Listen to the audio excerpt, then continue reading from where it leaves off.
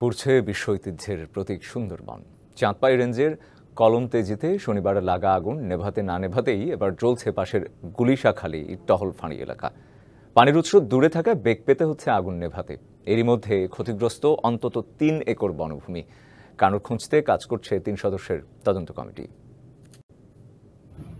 রবিবার সকাল 10টার দিকে দ্বিতীয় দফা আগুন লাগে সুন্দরবন পূর্ব বন বিভাগের চাঁদপাই রেঞ্জের গুলিশাখালী টহলফাড়ি এলাকায়। শনিবারের তুলনায় এ আগুনের তীব্রতা বেশি। পড়ছে ঝড় ঝঞ্ঝায় উপকূল রক্ষার প্রাকৃতিক ঢাল বৃক্ষ।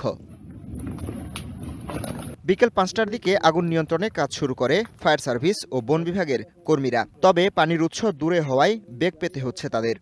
আমাদের এখানে নদী খনন লাগবে, নদী না হইলে আমরা সুন্দরবন বাঁচাতে পারবো না। পানির উৎসটা এখান থেকে অনেক দূরে।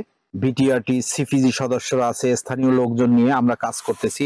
আগুন যেন বনের ব্যাপক এলাকা জুড়ে ছড়াতে না পারে সেজন্য চারপাশে কাটা হয়েছে ফায়ার লাইন। সঠিক প্যাড আর সঠিক তথ্য দিয়ে এসব সামলে নিব এক হয়ে। Monalisa sanitary napkin. এখানে আজকে সকাল 10:30টার সময় আমরা ড্রোনের সাহায্যে দেখতে পাইছি আগুনের সূত্রপাত হয়েছে। আশা করতেছি যে ফায়ার লাইন আমরা তৈরি করছি, এর মধ্যে আমরা আগুনকে সীমাবদ্ধ রাখতে পারবো।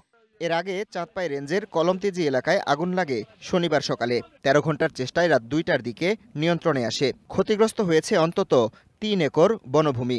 আগুনের ঘটনা তদন্ত করতে গঠন করা হয়েছে 3 সদস্যের কমিটি। গেল 2 দশকে 22 বার আগুন লেগেছে পৃথিবীর বৃহত্তম এই ম্যানগ্রোভ বনে, যার সবকটি ঘটনাই পূর্ব সুন্দরবন এলাকায়।